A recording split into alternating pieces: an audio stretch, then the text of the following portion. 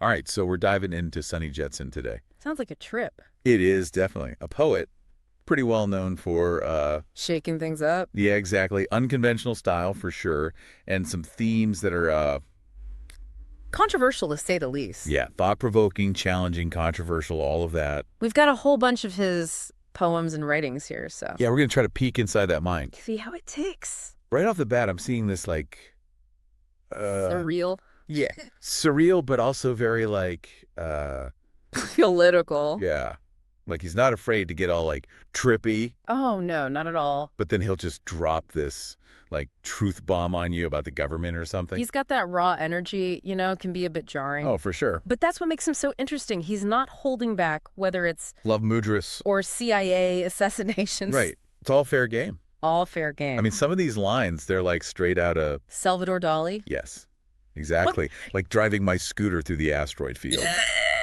That's not your typical, Hallmark card. no. It's not your typical love poem either. He's drawing on the surrealist tradition for Yeah. sure, but But with his own twist. definitely his own twist. Surrealism was all about the subconscious, right? Exploring the irrational dreams, all that, to try and get at, Deeper truths. deeper truths. And Jetson, he takes that and infuses it with, This awareness, social awareness. like he's plugged into what's going on. And this, like, distrust of authority. Oh, huge distrust of authority. Yeah, so it's not just the imagery, right? The language itself is, Twisted. yeah, it's like, what am I even reading right now? You got to work for it, You do. but it's worth it. It's so worth it. But then there's this other side to him. It's like, Romantic. yeah, this romantic thread running through everything. Jetson is a romantic through and through. You can see it in his poems, this reverence for women. Yeah, and this almost like spiritual view The of, feminine. yeah, the feminine energy. It's powerful. It's not just like flowers and chocolates either, you know. He's talking about Kama Sutra Tantra, amusing the daughters of Venus. Young women spin on their doorsteps at dusk. Beautiful imagery. Like the sensuality, but it's mixed with this, Deep respect. yeah, for the divine feminine. He sees women as like these embodiments of creation, Yeah. intuition, spiritual power. It's interesting how he puts that next to his critiques of like the Vatican, Totally. Like he's drawing this contrast between, The real feminine energy the authentic feminine. and the ways institutions try to, like, Control it. yeah, control and suppress it. It's fascinating. Okay, so we've got surrealism, we've got this in-your-face social commentary, we've got this romantic thread. A lot going on. But let's get into the real, like, Controversial stuff. yeah, the nitty-gritty. Jetson's known for his, let's say, unique takes on, Pretty much everything. yeah, politics, religion, the whole shebang. He finds the things that make people uncomfortable, Oh, he does. and then he just Zeroes in on them. zeroes in on them, and he's not afraid to use strong language, to use, Provocative imagery. provocative imagery to make his point. Like in Patchouli Showers, Tantric Temples. He just throws out this line, type CIA, assassin, into Google, see what comes up. Not subtle. No, not at all. And then, who was it who decided to murder John Lennon? Direct hit. He's not pulling any punches. No punches pulled. He's confronting the, like, dark side of power, the stuff that most people would rather just, Ignore. yeah, just pretend it's not there. Sweep it under the rug. Exactly. But Jetson's like, nope, we're going to look at this. Shining a light on it. The corruption, the hypocrisy, the violence, it's all there in his work, He's holding up a mirror to society and Yeah. making us look. making us confront the ugliness. Yeah, the stuff we become so used to, we don't even see it anymore. And that's what makes him so, Controversial. yes, he's not afraid to piss people off, to shape things up, to make us question everything. It's important to remember, though, we're not here to say whether he's right or wrong. No, we're not endorsing his views. We're just trying to understand them, Yeah, to explore his perspective. even if we don't agree with everything he says. Right, because even if you disagree, you can't deny that he's raising some really important, Questions. yeah, and that's what art should do, right? Absolutely. Make you think, make you feel, make you challenge your own. Assumptions. Exactly. So Jetson's work, it's a provocation. It is It's an invitation to have this, like, deeper conversation about, the state of the world, yeah, where we are, where we're going. our place in it all. So out of all of Jetson's poems, is there one that really, like, hit you? There's one that really stood out to me, yeah. Oh, I want to hear this. Yeah, it doesn't actually have a title, which is pretty typical Jetson. He's not big on labels, but here it is. During times of universal deceit, telling the truth is revolutionary. Orwell. In 2017, there's 8 men who collectively own as much wealth as the poorest half of the world's population. It's the invisible hand at the Bank of International Settlements. They own most of the world's gold and London's gold exchange. They and their cronies apparently own the rest of the world's wealth. See Paradise Papers on tax havens. These plutocracies exploit the world's resources to acquire everything. Their wealth dictates society, politics, economics, wars we all live under. The state of planet Earth today is a direct reaction to their fascist greed. Capitalism, debt, poverty, GMO natural destruction, extreme inequality, ecological collapse, and wars are all byproducts of their inhumanity. They finance both sides of every conflict, arming the Islamists, private funders, donors, hedge fund managers at PRISM, CIA, and Mossad, Islamists, ideologues, nationalists, Free Syrian Army of Daesh psychos, a gift of 120 tons of explosives and weapons from the princely sultan, Gutra, great chemical massacre, guilty of atrocities against humanity. Whoa. Okay, so he's going there. No holds barred. That line about 8 guys owning as much as half the planet. It's a punch in the gut. It is. It's messed up. And he doesn't stop there. He connects it to, like, everything else. War, the environment, our values, it's all tied to that wealth gap. He's painting a pretty bleak picture. Yeah, the world's on the edge, in his view.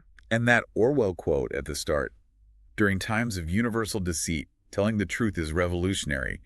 It's like he's saying, I'm going to tell you the truth whether you like it or not. yeah, buckle up. He's going against the grain, against the stories we're told. Digging deeper. We're exposing those power structures, But it's not just pointing fingers, right? There's an urgency. Yeah, a call to action. He's not just saying this is bad. He's saying we got to do something. It's a wake-up call. Big time. But it also makes you feel kind of helpless. Yeah, like what can I actually do about any of this? That's where his whole revolution of consciousness thing comes in. Okay, so it's about more than just like voting or protesting. Way more. It's about changing ourselves first. From the inside out. Exactly. He sees all this societal programming, this control, as blocking us from being truly free. Free to think for ourselves. Yeah, free to be self-aware, to be individual. So how do we do that? This revolution thing, has it work? He doesn't lay out a roadmap or anything, but he gives us hints. Like what? Connecting with nature, for one, tapping into that wisdom, that healing power. He does have these amazing nature images, right? Like streaming lemon topaz sunbeams, driving my scooter through the asteroid field. It's like he's urging us to see the world differently, to rediscover that magic. The wonder that we've, like, lost touch with. Yeah, we get so caught up in our daily grind, we forget to look around. And he's saying nature's not just pretty, it's like... a teacher. Yeah. It can show us how to live. Okay, so nature, what else? Compassion, huge one for him. Compassion for ourselves, for each other. He sees it as the antidote, the opposite of... all the crap in the world. the greed, the hate. It's the only way to heal, to move forward. I think that ties into his whole reverence for the feminine too, right? Absolutely. He sees those qualities, intuition, empathy, nurturing, as feminine energies. Life-giving forces. Yeah, and he connects them to women, to that archetype of the feminine divine. It's like he's contrasting those qualities with the brutality, The patriarchal systems. the power structures that are... crushing those values. Yeah, it's not about men versus women though, right? It's about... recognizing those qualities in every yeah, half. embracing the wholeness. The balance of masculine and feminine. So we've got this call for a revolution. Back in nature, compassion, balancing the masculine and feminine. That's a lot. But how do we actually live that? What does it look like day to day? That's the tricky part. Jetson's not big on giving instructions. He's just the big picture. And then trusts us to find our own way. So we take those principles and, like, apply them to our own lives. Exactly. Make choices that reflect those values. Use our energy to create change. Be the change. But that can be hard, right?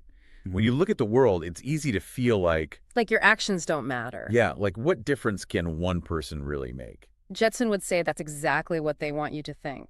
The powers that be, Oh. They want us to be passive, to give up. To just accept things as they are. But he says we have more power than we realize. He actually talks about this in Hypnoetic Magic. Let's hear it. The only way to stop unconsciousness is to become consciouses. And God created the rainbow. It's damned heresy, they say.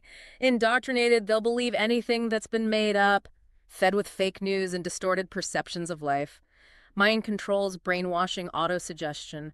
pointing at the kingdom of heaven inside you. Powerful stuff. So we got to break free from like the mental programming. Yeah, the stuff that's holding us back. The fear, the apathy. Afraid to our own power. Our power to love, to be compassionate, to create. That's the real hope. Yeah, in a world that feels pretty hopeless sometimes. He's giving us a path forward, even if it's not always clear. Okay, so big picture, we're talking self-awareness, connection with nature, compassion, breaking free from those mental chains. And that's just scratching the surface. But before we get too deep into that, there's another side to Jetsun we haven't touched on yet. What's that? His humor, his spirituality. Oh, yeah, there's definitely a playful side to him, too. Yeah, it's not all doom and gloom with Jetsun. He's got this mischievous streak, you know, popping up in his writing. It's like he could find humor in even the darkest stuff.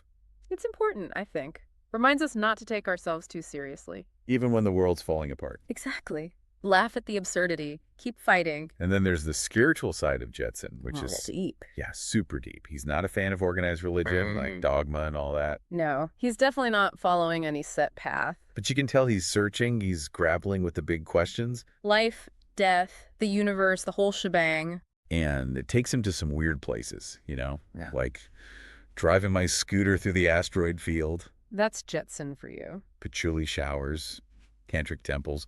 It's like spirituality mixed with... Psychedelics. Yeah.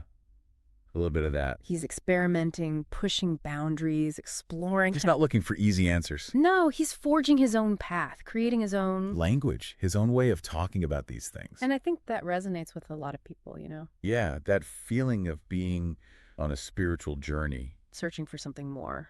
Even if we don't know what that something more is yet. He's inviting us to come along on that journey. To question, to explore, to embrace the mystery. It's exciting in a way. It is. Okay, so we've got all these pieces of Jetsun, the social critique, the romanticism, the humor, the spirituality. It's a lot to process. It is, but it's also incredibly... stimulating. Yeah, it makes you think, it makes you feel, it makes you question.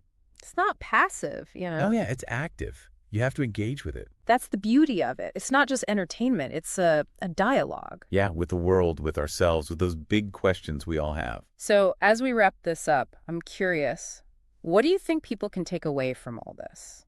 Like practically speaking, what can we do with this revolution of consciousness idea in our own lives? Well, I think self-awareness is key. Jetsun is always saying, wake up, pay attention. Don't just believe everything you hear. Question everything, starting with yourself. Your beliefs, your motivations, your reactions to things, it all matters. Especially now with all the information overload, all the spin, the manipulation. Yeah, we got to be able to filter that to find what's real. Make choices based on our own values, not someone else's agenda. And that takes effort, real conscious effort to like step back, observe, analyze. To question, always to question. Jetsun also talks about connecting with nature.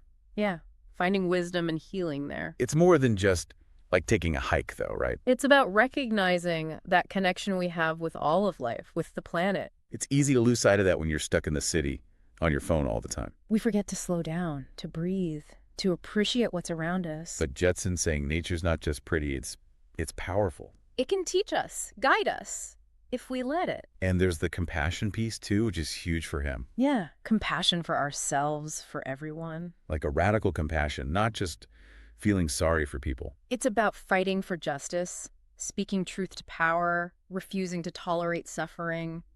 It comes from understanding that we're all connected. Our well-being is tied to each other's well-being, to the planet's well-being. So self-awareness, connection with nature, compassion, these are big, powerful ideas. It can feel a little overwhelming, yeah. Like, where do you even begin? That's the thing. Jetsun doesn't give us a manual. No, he just throws these ideas out there. Trusts us to figure it out. So it's up to us to take these principles and, like, make them real in our lives. In our communities, in our work, in our relationships. Make choices that reflect those values. Use our voices, our energy to make a difference. Be the change, like Gandhi said. Exactly. But that can be hard, especially when you look at all the problems in the world. Climate change, injustice, corruption. It's easy to just feel Powerless. yeah, like, what can I possibly do? I think Jetsun would say that's exactly what the system wants you to feel. To give up, to stay quiet. But he reminds us that we have power. We do. More than we realize. Remember that line from Hypnotic Magic? Refresh my memory. Pointing at the kingdom of heaven inside you. Oh, yeah, that's a good one. So it's about tapping into that inner power. The power to love, to create, to change things. That's the real revolution, the one that starts within each of us. I love that. Okay, so where do we go from here? What can we actually do? Start small. Pay attention to your thoughts, your actions, question things, get out in nature, be kind to yourself, to others. Speak up for what you believe in. Find your people, the ones who get it. Support causes that matter to you. And don't lose hope. It's not about being perfect. It's about showing up, doing what you can. Every little bit counts. Every act of kindness, every moment of awareness, it all adds up. It creates that ripple effect, that collective awakening Jetsun's talking about. Exactly. Sunny Jetsun's work, it's a challenge, an invitation to wake up, to step into our power. It's a wild ride, for sure. But it's a ride worth taking. So keep exploring his work, let it challenge you, inspire you, and most importantly, let it change you. because the revolution starts now, and it starts within each of us. Thanks for joining us for this deep dive. We'll catch you next time.